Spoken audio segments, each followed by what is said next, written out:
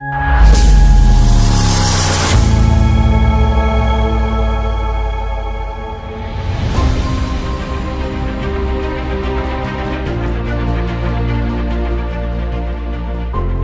ఒక్కసారి ముఖాముఖి కలిస్తే గనక నీ జీవితము ఇంత ముందు ఉన్నట్లుగా ఉండదు. నీ జీవితం అంతా కూడా దేవుడు మొత్తం పూర్తిగా మార్చేస్తాడు.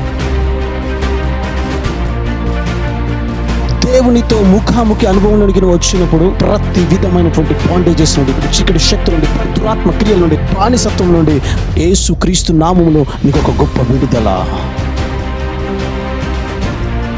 నీకు స్వస్థత జరగాలంటే నువ్వు క్షమించాలి. మన వల్ల కాదు, పరిశుద్ధాత్మ సహాయం అడుగుదాం. ఆయన మన అంతరంగంలో స్వస్థతను చేకూరుస్తాడు.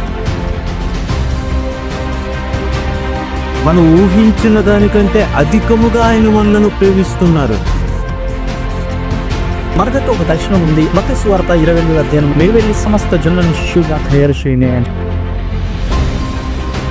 వస్తావా ప్రభు సన్నిధిలో పరిశుద్ధాత్మ శక్తితో నింపడి నీ మీద పనిచేసిన సాతాను కాడిని విరగొట్టడానికి ఇప్పుడే దేవుడు నిన్ను ఆహ్వానిస్తున్నాడరా ప్రభు సన్నిధికి.